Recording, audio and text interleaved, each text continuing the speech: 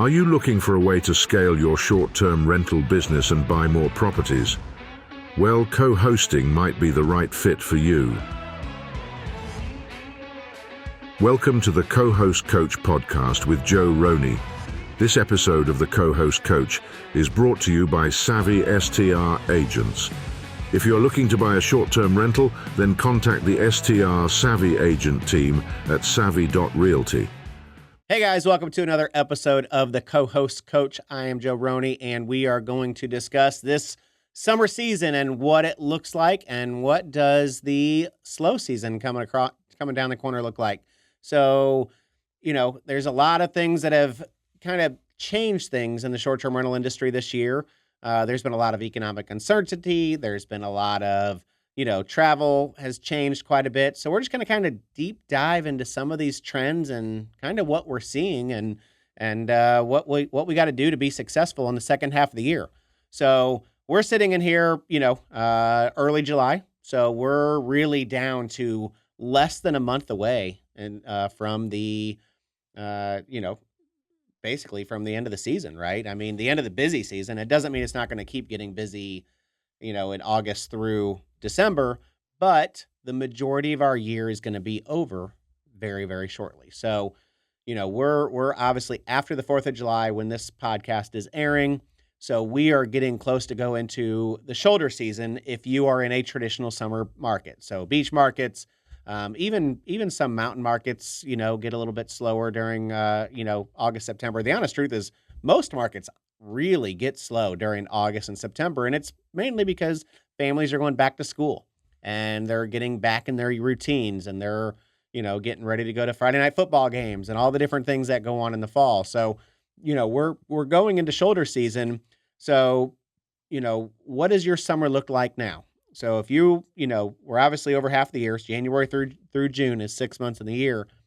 Are you up? Are you down? Are you flat?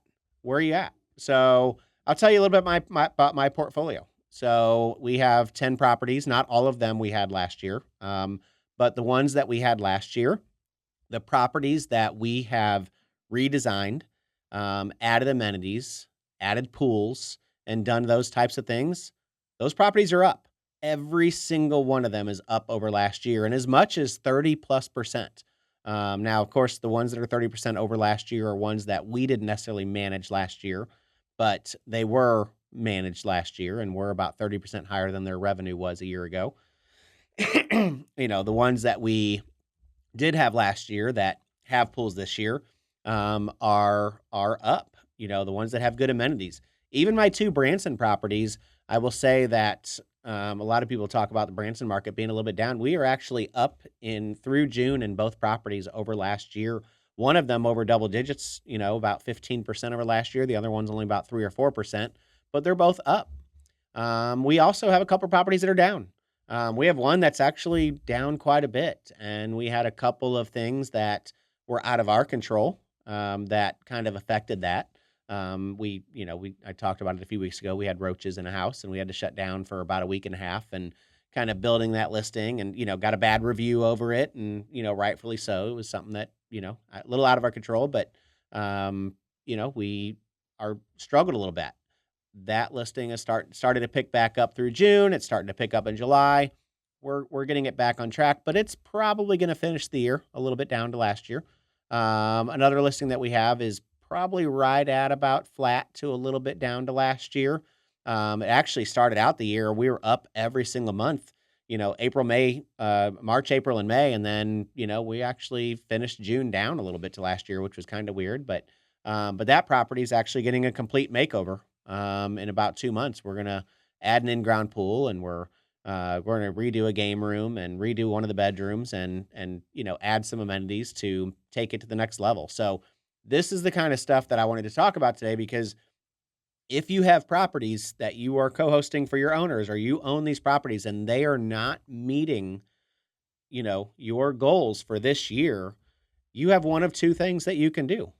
One is you have one of 3 things you can do.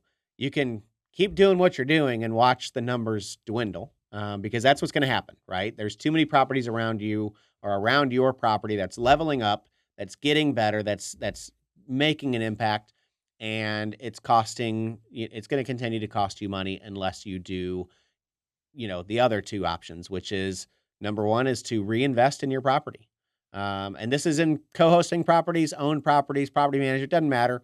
If your property is not performing the way you want it, you need to look in the mirror, look at the property and say, what can I do to make an impact? What can I invest in to make an impact? And you want to talk about your return on investment. So if you have to invest 5,000 to make 10, well, you just got 200% return on your investment. Like, that's pretty darn good.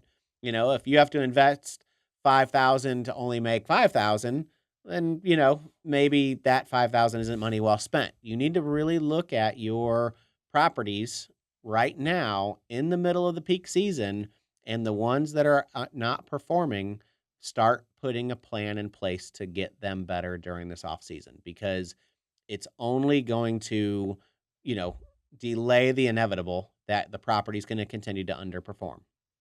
Now, as we talk about trends a little bit, the second thing you can do is sell, right? And we're going to see a lot of people do that. There's going to be a lot of people that decide they want to, exit stage left, take the equity they have, reinvest it in the stock market, whatever it is they're going to do. Or maybe they upgrade to a bigger property or a better property, whatever it may be. But there's going to be a lot that decide they want to sell. The problem is the real estate market's a little different today than it was a couple of years ago. It's a buyer's market right now. And in a buyer's market, you're not going to get top dollar on your property. So if you own a short-term rental, or you're managing one that they're not making profit, they either take that loss today and put it on the books, or they push that loss down the road, try to gain some appreciation over the next couple of years. Hopefully they're breaking even and they can, or maybe turn a profit, and then resell when the market might be a little bit more favorable for you to sell. That being said, it's not a bad market. There's still a lot of real estate selling. It's just not selling at top dollar. So you have to understand that you might have some concessions. You might have to do some repairs, do some minor things. So those are the couple options you have. But some of the market trends, and there's some of the things that I've read, are we might actually see a significant travel increase the second half of the year, and that travel trends have been a little bit down because earlier in the year we had all the scares about tariffs and World War III and this and that, and anything the news can scare us about today, they're going to try to scare us, right? They're gonna scare every American person they can, all over the world, just to keep you in your little bubble.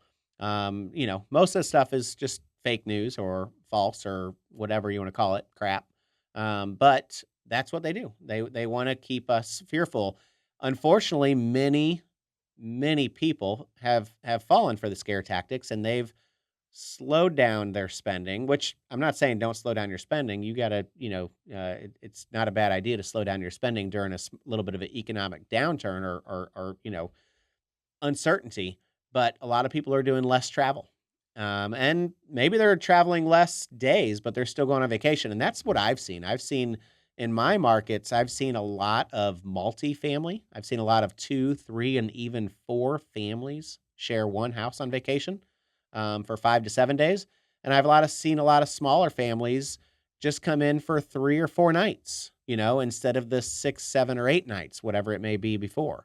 So we're seeing a lot of shortened vacations. So, if you're looking at your calendar in August, if you don't already have discounts, you should. I started running promotions for August back in May, and to start filling up August, because August is one of the slower months. People are back to school.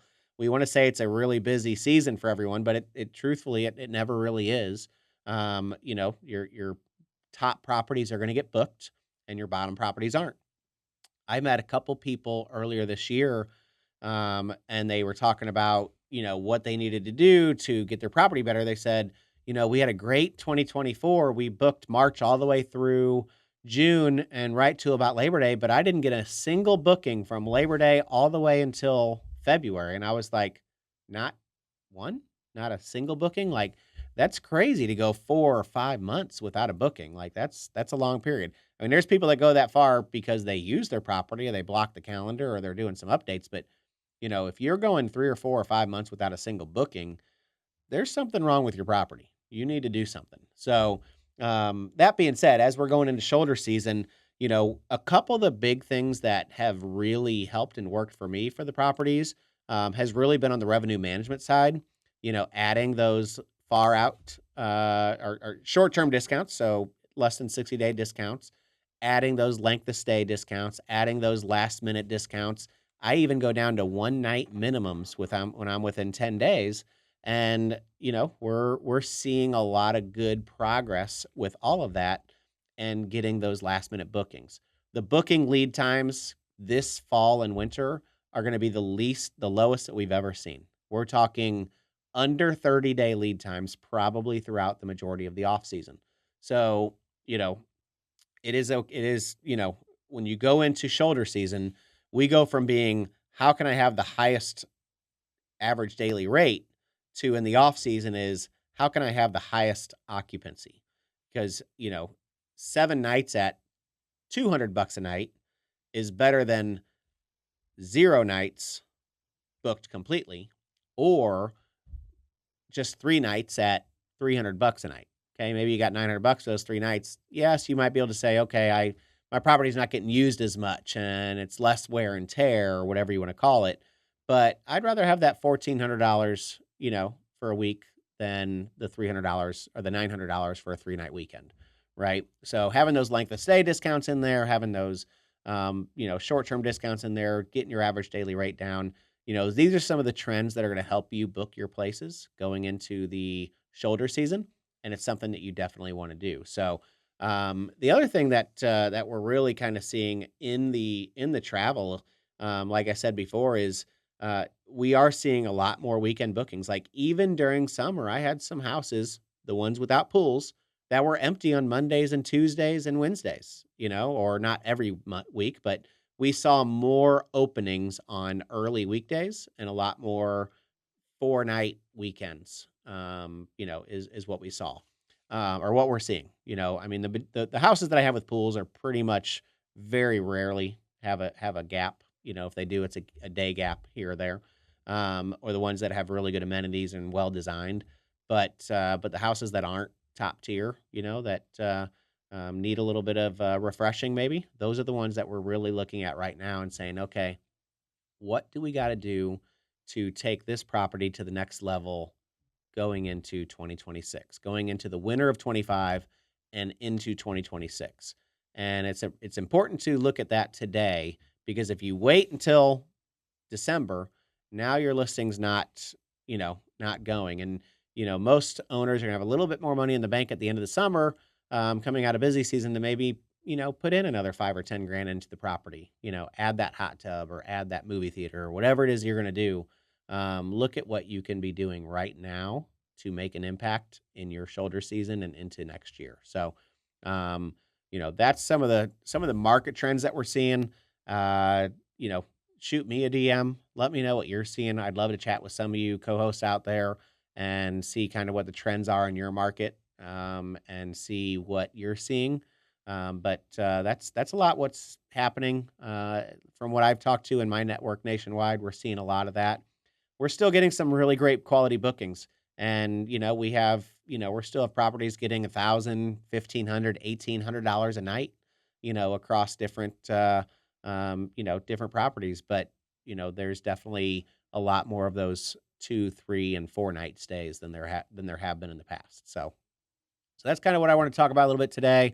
This is mid-July, so we're going to keep these next few episodes pretty short and sweet. So this is episode number 41. So I will see you guys next week. Till next time, I am Joe, the co-host coach, and I'll talk to you then.